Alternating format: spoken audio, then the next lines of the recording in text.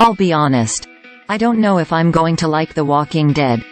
The ones who live or not yet. There's no way I can make up my mind after just one episode. Especially an episode like the season premiere, which was more about catching us up to where Rick has been this whole time rather than propelling the action forward. Yes, that's a propeller joke, which ties into the very best part of this episode, which we'll get to in a minute. Spoilers ahead. I don't know if I'm going to like this show yet, but I do know that I'm pretty bummed out that most of it was voiceover and exposition, and I'm pretty let down that after all this time, this is the story we've been given. I won't recap everything that happened in the first 80% of this episode because mostly it's just about introducing us to Rick's role in the CRM, aka the Civic Republic Military, and how he's tried a bunch of times to escape.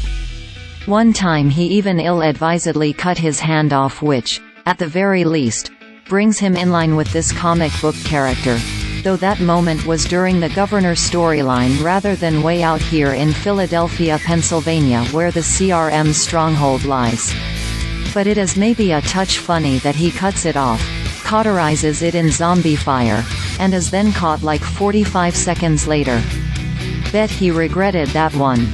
Oops. Rick keeps trying to escape, but they keep pulling him back in, and we learn, somewhat bizarrely, that the CRM's strategy has been to kill the A's, people who think for themselves and can survive on their own, and bring in the B's, people who will follow orders, the sheep, etc. You'd think a healthy mix of the two would be a better long-term survival strategy. That's also what Okafor, Craig Tate, believes. Okafor recruits Rick, Andrew Lincoln, and South African submariner Thorne, Lesley-Ann Brandt, to be part of the upper echelons of the CRM military despite both of them being A's. Wouldn't you want A's to be in top leadership spots? Isn't Okafor an A? And both having tried to either escape Rick or kill him, Thorne. He's a forward-thinking guy, but he won't last the episode. Years ago I criticized The Walking Dead for always killing off its black characters right away. People were mad at me for saying so, but I'm just saying it again. Anyways, yeah, Okafor bites the dust. That's a shame because I really liked his character and Tate did a terrific job in the role despite a wonky accent that was a bit hard to understand. Thank you, subtitles. A lot of smaller parts in The Walking Dead can be phoned in or just badly miscast, but I liked this guy. He was also the pilot that saved Philadelphia.